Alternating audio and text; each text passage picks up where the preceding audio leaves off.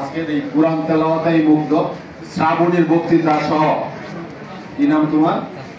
তানবীর আরেকজন মাইশা।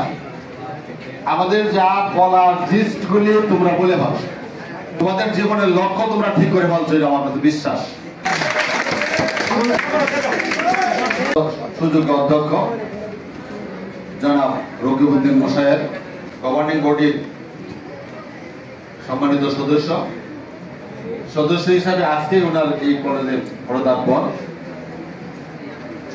জনাব এমদাদুল হক মাসুদ, যুগ্ম আহ্বায়ক পাকুন্দিয়া উপজেলা বিএনপি, সম্মানিত শিক্ষক মন্ডলী, রাজনৈতিক নেতৃবৃন্দ জনাব মানসুরুল হক বাবুল, সাবেক চেয়ারম্যান হুসেন্দি ইউনিয়ন পরিষদ, যুগ্ম আহ্বায়ক পাকুন্দিয়া উপজেলা বিএনপি, জনাব নজরুল ইসলাম সুরুজ, আহ্বায়ক হুসেন্দি ইউনিয়ন বিএনপি, শওকত আলী শুক্কুর, নজরুল ইসলাম,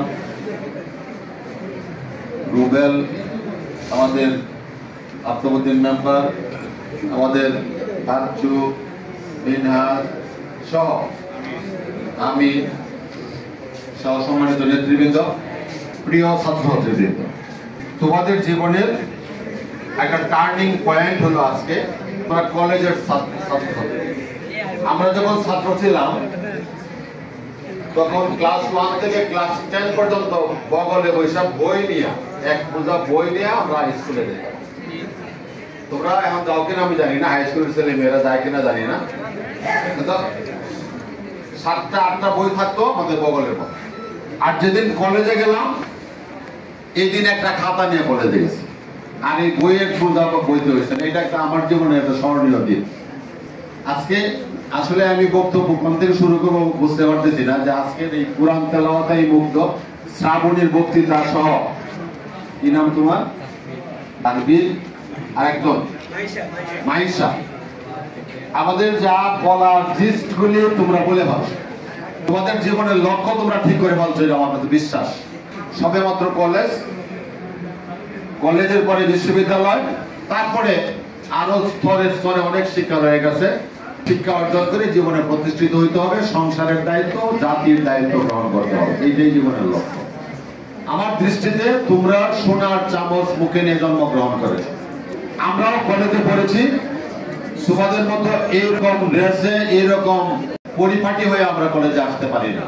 আমরা মানে আমি আমার সহপাঠী যারা ছিলাম, রোভার স্কাউটরা আমাকে রিসিভ করেছে। স্কাউট ছিলাম স্কুল জীবন।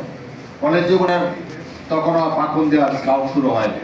স্কাউটের অনেক কিছু জানতাম, এবং আমারও জীবনের নেতৃত্বের টার্নিং পয়েন্টটা স্কাউট থেকে। স্কাউটে বক্তৃতা দিতে হয়, স্কাউটে অনেক নতুন নতুন কার্যক্রম করতে হয়, সামাজিক উন্নয়নের জন্য, মানুষের সেবার জন্য অনেক কার্যক্রম করতে হয়। আমারও সেইভাবেই মনের মধ্যে ঢুকে গেছিল যে মানব সেবা। আজকে যারা এখানে আসো, এখন কেউ সেলাই করা জামা পড়ো না, তোমরা যেটা ছিঁড়ে গেল এটা বা সবার পায়ে জুতা আছে, আমাদের জুতা থাকতো না। অনেকে 100 জন ছাত্রছাত্রী থাকলে 58 জনের পায়ে জুতা থাকতো না, সবাই ছিল লুঙ্গি পরা, জামা কাপড়। এর অর্থ সক্ষমতা ছিল না, বাবা মায়ের সক্ষমতা ছিল না নতুন জামা, নতুন একাধিক ড্রেস দেওয়া। একটা জামা পরে আমাদের হয়তো স্কুলের জীবন চলে গেছে, কলেজ জীবন চলে গেছে। এইরকম লোকগুলি কিন্তু সমাজে প্রতিষ্ঠিত হয়েছে, যা অনেক জায়গায় প্রতিষ্ঠিত হয়েছে। সাবেক গভর্নর আতিয়ার রহমানের গল্প শুনছ? এরকম কেউ আছে যে তার জীবনী শুনছ? কি কঠিন জীবন।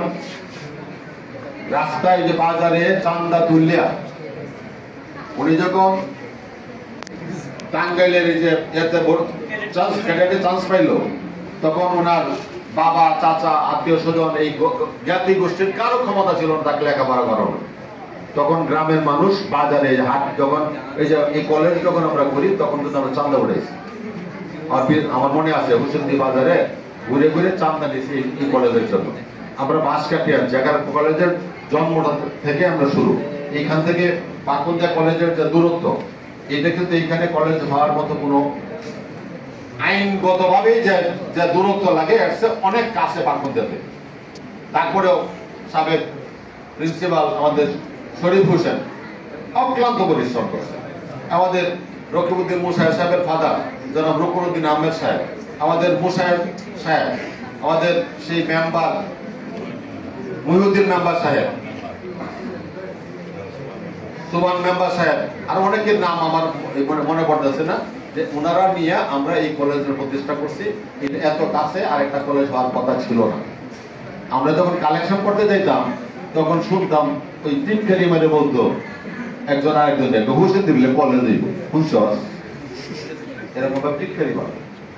এই কলেজ প্রতিষ্ঠিত, এই কলেজ ডিগ্রি কলেজ, এই কলেজ জেলার মধ্যে উপজেলার মধ্যে সেরা, এই কলেজের ছাত্র ছাত্রীরা দেশ বিখ্যাত, এই কলেজের শিক্ষকরা এই দেশের সেরা শিক্ষকদের একটা অংশ এই কলেজের শিক্ষক। এইমাত্র 2025 শিক্ষাবর্ষে এসএসসি সাধারণ বিএমটি শাখার শিক্ষার্থীদের নবীন বরণ আজকে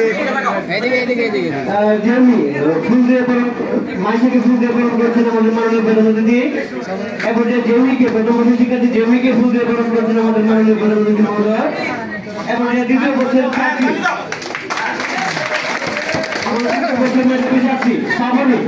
সামনেকে ফুল দিয়ে বরণ করে দিয়েছেন আমাদের মাননীয় প্রধানমন্ত্রী মহোদয়।